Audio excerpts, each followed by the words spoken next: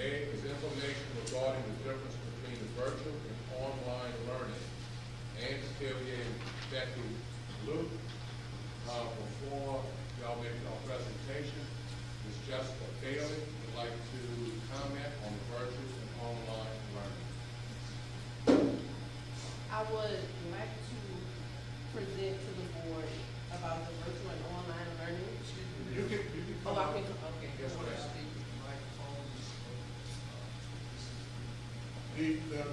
This part of the meeting is being streamed live. We're able to get it up, so people are able to watch. So whoever speak to the mic. I would like to know if the parents have a choice to decide, well, we do have a choice to decide if our children are doing virtual or online learning. At some point, as a parent, we will recognize that either our child is doing good during virtual learning or online learning. We'll know the difference. So I want to know if the parish is going to, what are we going to do if the parent sees that once I've enrolled my child for online learning, at the end of December, I may decide that it wasn't a good choice for my child, and now it's time for them to go to virtual, where they have that hands-on talk with the teacher. I want to know if we'll be able to have that decision to flip-flop between the two within the semesters. Well, someone get a good day. Don't have that question down. Well, we know that I'll have a question and answer session during the meeting. When the question is asked, our administrative staff can answer the question. This is not a question and answer session. It's a comment on any item that's being voted on. So the administrative staff is going to get what you're asking the question. Okay?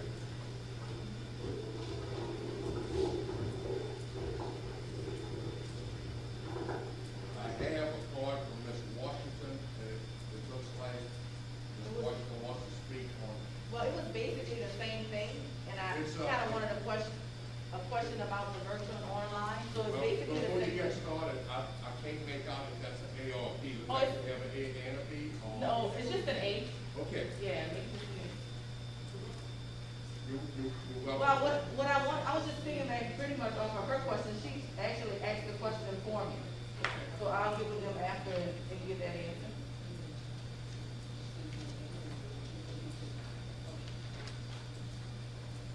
And then we can get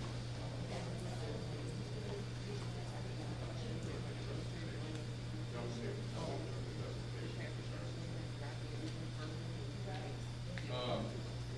So information regarding the difference between virtual and online learning, Ms. Ann and Ms. Beck.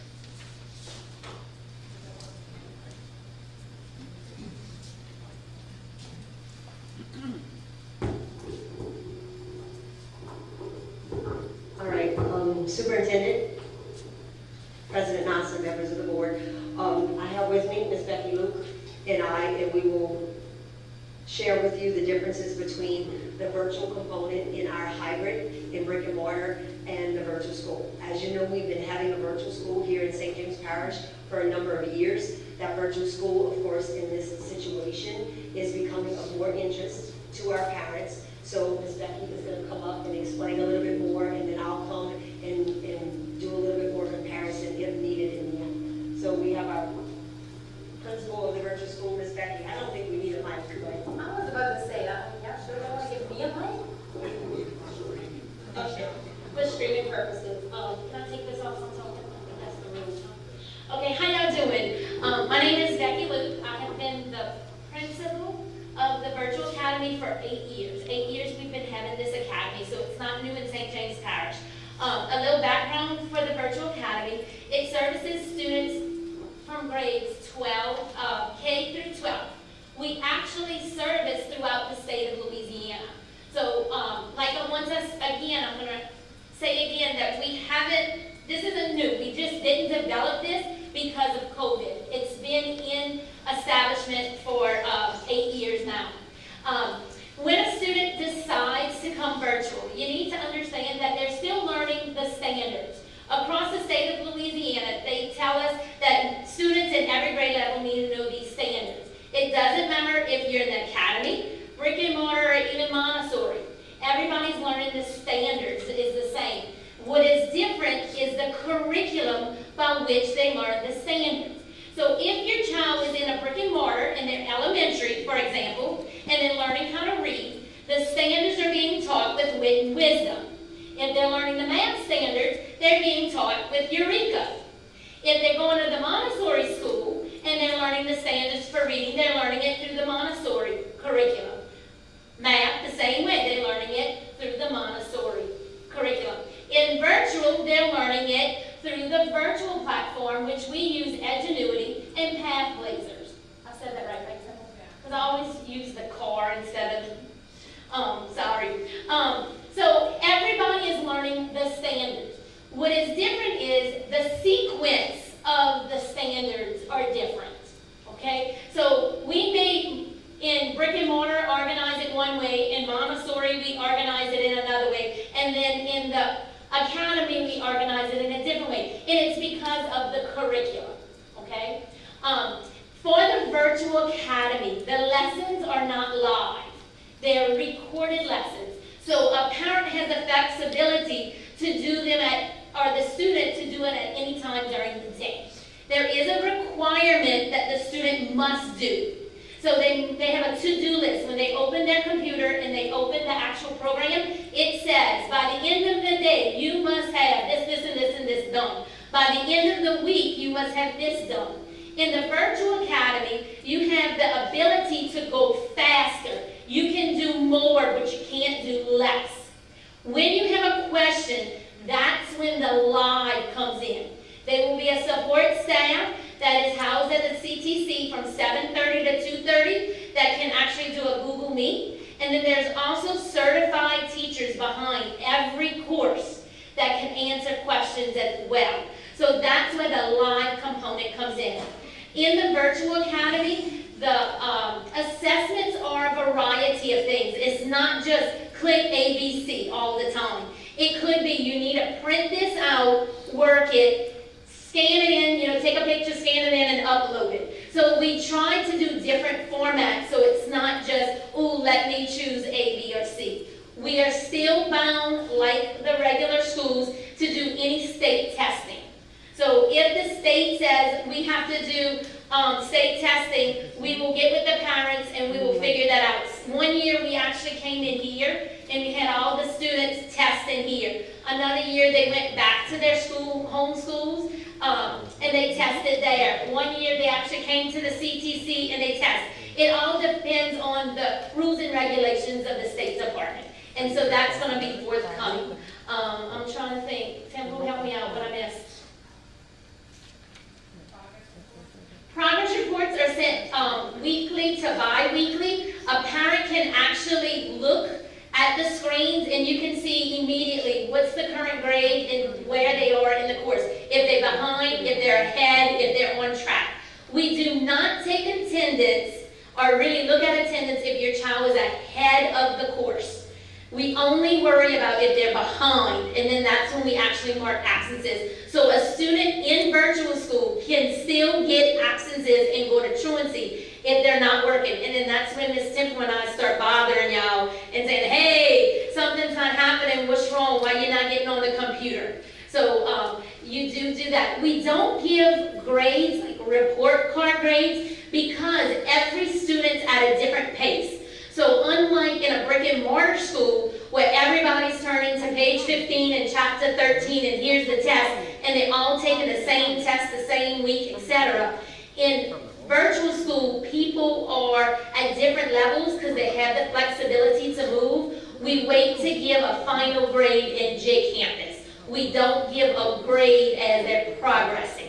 So if you want to see how your student is doing, you're not going to go in J Campus, you're going to go in our information system. Okay? All right, so Ms. Ann's going to talk about the hybrid model, the difference for that. And I'm not going to go into the whole, because in our plan from 2 weeks ago, we went into a lot of the hybrid model, but I'm just going to point out some of the major differences she was talking about. So all of you are familiar with J Campus. That is our reporting system for report cards. In the total virtual school, they do reporting differently, as she explained. You get it at the end. In our hybrid model, what we will be doing is we will still be doing our grades as normal in JCAM. So that portal, that regular portal with the grades weekly, that will still have it. When you start talking about the curriculum, she did a good job in explaining that the curriculum, the standards are the same. So by year's end, whether you're in the brick and mortar hybrid or if you're in the virtual school, by year's end, we are getting our students to the same point. But the path during that year, that is what is different. And that is why the flexibility from one program to the other midstream is why in our plan we did not include for that.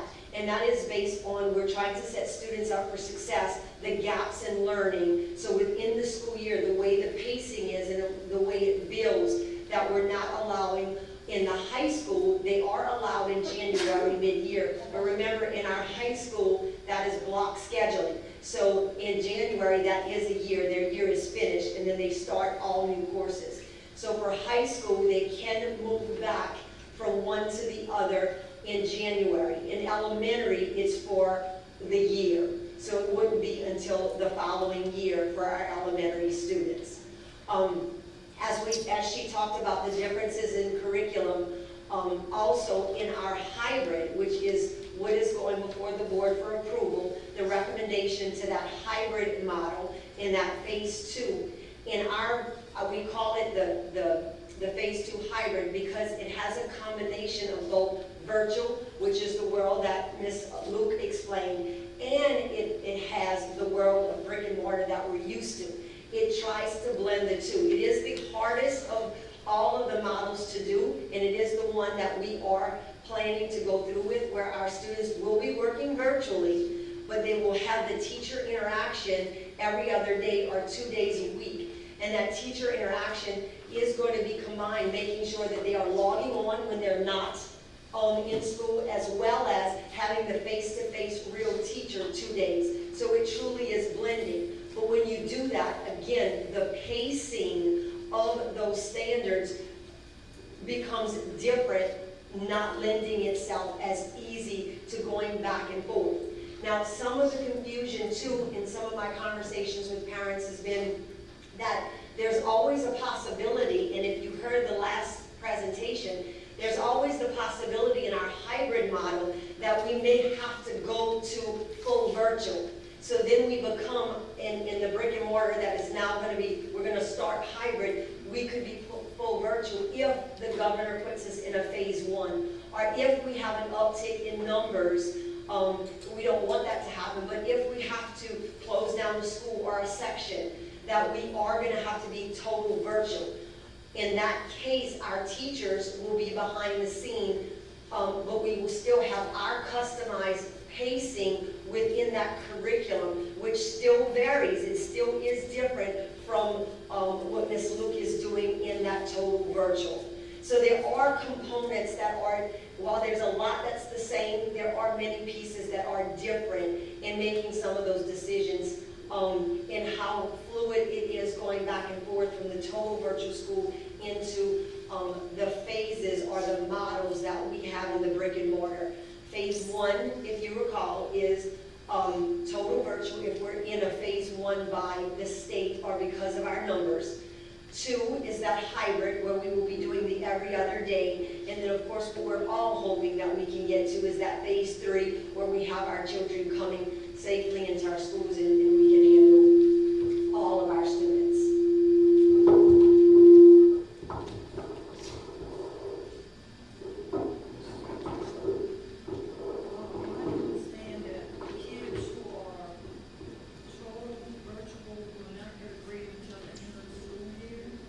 They have progress. They get progress grades. It's just reported differently. It rolls up, and then at the end is the grade. They get weekly reports, but it's more like progress than actual report card. So the kids who are on campus, do they get grades like they did here in Norman? Yes. And the J Campus portal will be open, and our teachers will be on Fridays, because our teachers will be working on grading and lesson plans and recording, because we still have to take attendance for our brick and mortar days as well as our hybrid days. Attendance, we will be doing it a little bit differently from Becky, but we still have to be responsible for virtual days. Our students in the hybrid model, it's going to be imperative that they are logging in every day.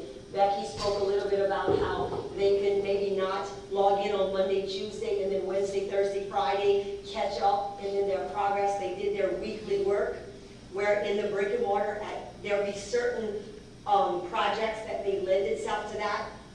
The majority of what our teachers will be doing, what they do on Monday rolls into Tuesday, it builds. So our teachers will be working with our students on those hybrid days, making sure they're logging in on the day before, not falling behind, so that daily attendance will be tracked in our hybrid model. So it will be very important that our students are keeping up. But if they're coming 2 days a week, our teachers can help with that, because you will have that interaction as well.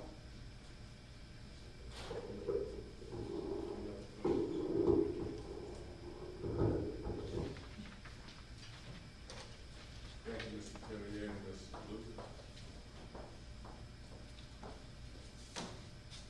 B, under business, finance, and instruction. Is discussion and approval of the district's 2020-2021 school reopening plan. Superintendent Comstian. Before the superintendent makes his presentation, Ms. Kathleen Favorite would like to comment on this item. At this time, I would just like to commend the school superintendent and his workers for developing the plan that you all are doing for the 2021 year. I know that it has been quite tedious to ensure that all the children are in the learning capacity, whether it be hybrid, virtual, or in classroom. And I just commend you all on the job that you all are doing, and look forward to seeing and hearing the plan completely that is ensuring that all the children are safe as well as the teachers. Thank you. We appreciate you. Awesome comment.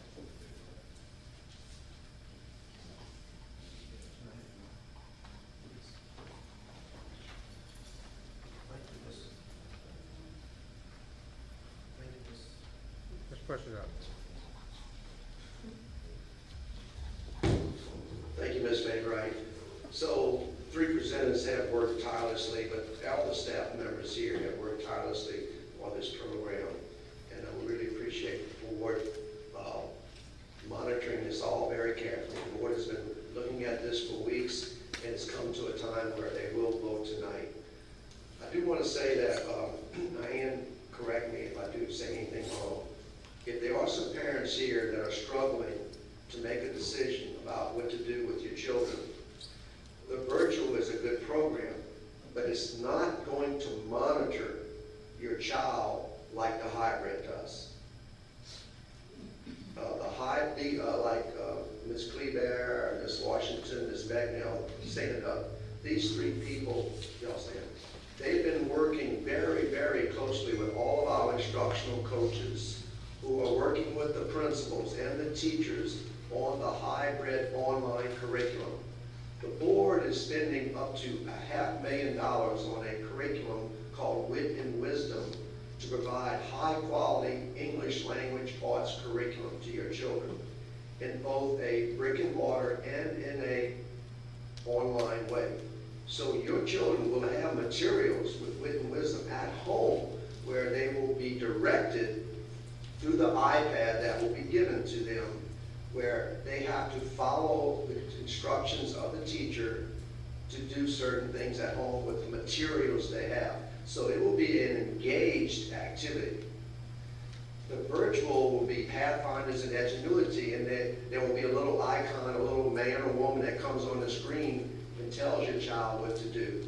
Now, we will have a facilitator who monitors this somewhat, and if they see that your children are not doing this activity, they will give you a call. But it's not of the intensity that you will see with the hybrid AB brick and mortar. Is that right, Mr. Tillian? Okay, so I just want to make that clear. If you are in a spirit of discernment, and particularly in the area of reading, where phonics is so important, that's something for you to think about. We do want you to know that the school, under the leadership of the board, has made it very clear that we will follow every guideline issued by the Board of Elementary Secondary Education, the State Department, and the Governor's Office, CDC. We are really doing an outstanding job of making sure we are in compliance with every law. And you have the right as parents to say, to publicly complain and say, I want the number, I want to call the State Department, there's something I'm not happy with. You have that right to do any of that. So we want you to know that we are being as transparent, as clear as we can be. We don't want to hide one thing from you and your children. Thank you.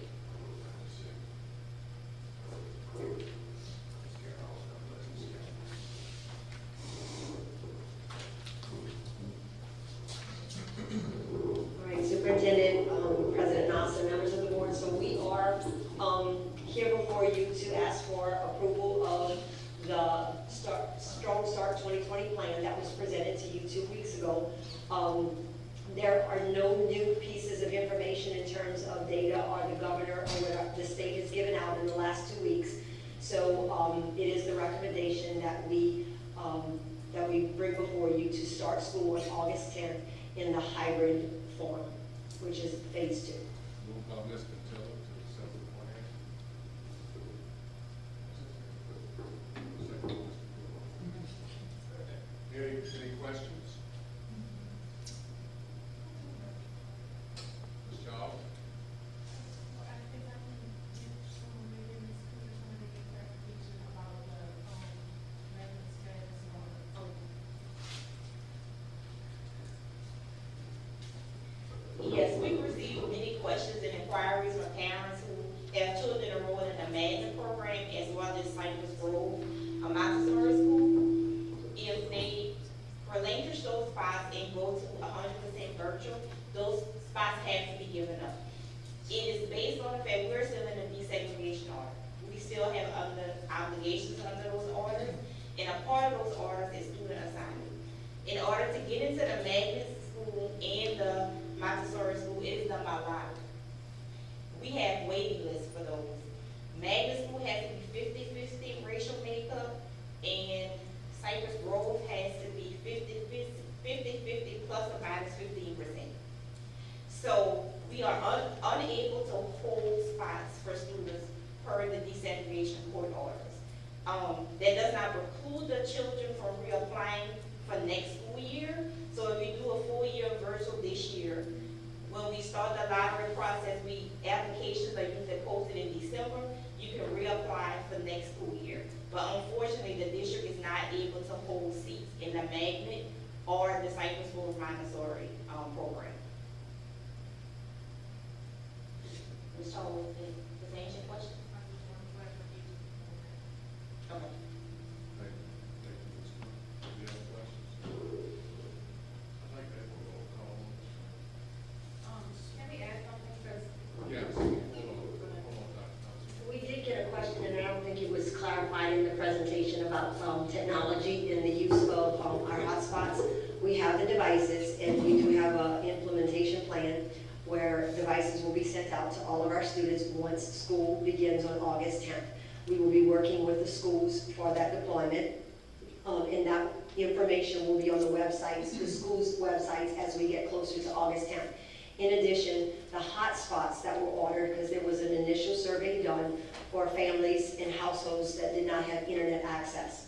That information, our technology department has that information. They are working with the individual schools to make sure that those devices as well, those hotspots, gets into the hands of the families that need that. And then we will be working with the schools as we deploy the actual devices, the iPads, that if there's any additional needs outside of that first initial survey for the hotspots, that we will be working with our schools, with the families, to deploy that. So that will be done as we start school on August 10th with the deployment of our iPads, the hotspots as well.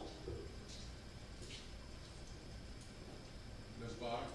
So I know this was some of the questions one of the questions I was asked a few times. If a student is in the hybrid model, and the student gets ill and has to miss school for 14 14 days, how will that, will he be enrolled in the virtual academy, or will he continue learning through the hybrid in the class but virtually? Correct. He will continue learning in the hybrid, in the classroom as an excused absence if it is out for an illness, and that teacher will be working just no different if the child had the chicken pox, and the teacher would be working with him. But now we do have programs, we have LMSs, we do have virtual programs that support that. So if it goes out for longer than the typical 3 to 5 days, that the teacher can support that as well. But yes, we are prepared, and those children will remain and then hopefully return at the end of the 10 or 14 days or when they're back.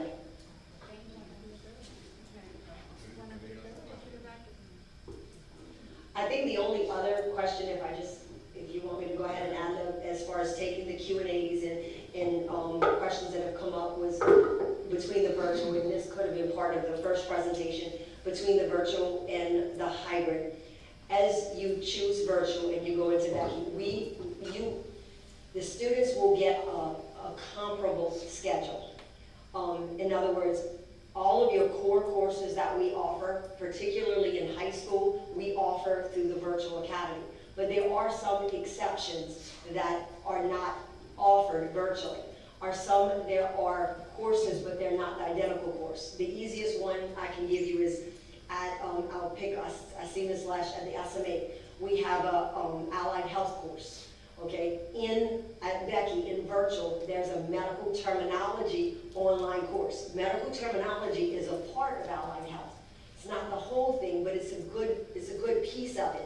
So they can actually take medical terminology, but it would not be the identical course, identical standards that we had talked about. It would be a little bit different. So that becomes a conversation. If that child had that in the schedule and was coming virtual, do you want to remain in that? Do you want us to put you in the medical terminology? Or sometimes we could switch, put all core courses, those more that are equal as you're in the virtual, because if you come back brick and mortar, say in January or the following year, if you have interest in taking the actual allied health, that you could still do that. So we will work with you, and you will be getting, as you enroll in the virtual, phone calls are being made, all the schedules, that it's not a one-to-one. Now understand that it's our job to graduate all students. We know the requirements, high school especially with CTC, it gets very tricky. So all of those applications are going to be taken one-on-one, and there will be some phone calls home if there is a difference in the schedule. But there's not every course in our course catalog that there is an equal in virtual. Most of them, but not all. And then there are some differences with the dual enrollment, with like the Algebra 3. Algebra 3 in the brick and mortar is dual enrollment. Algebra 3 in the virtual is an Algebra 3 college prep, but we offer CLEP. CLEP is an assessment that they will CLEP at the end of that virtual class. If they pass the CLEP test, you get the dual enrollment credit. So it's a little bit of a different path. Again, same end, but just a different path. So those things will be explained, and we just want to make sure that parents understand those differences. John. I've heard parents that are concerned that if they do total virtual, special needs children, like special education children, how will they be serviced? So the special needs children, and we haven't put out a whole lot on the special needs children, especially because it's driven mostly by the IEP, which is very individual. So we did get a lot of questions with that, and the responses have been that our special ed department is working with our teachers, and those individuals will get calls. For our regular special ed kids that are on a regular assessment track, meaning that they take the normal LEAP test that all of the other children take, their ABD, it's all the same, and then we are working with their IEPs to make sure those special ed teachers and those other services, related services, will be provided on the hybrid day and also being supported virtually, because many of those services can be supported virtually. For our children with more significant disabilities, those are being handled on a case-by-case basis, and you will be contacted as far as the plan for them coming into the brick and mortar and what is appropriate for them virtually. All of those are being handled individually.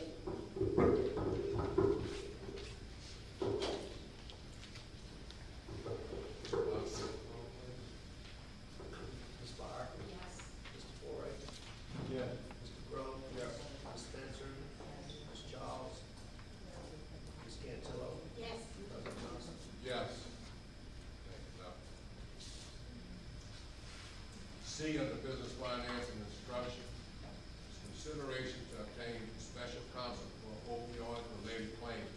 Kelly Cook,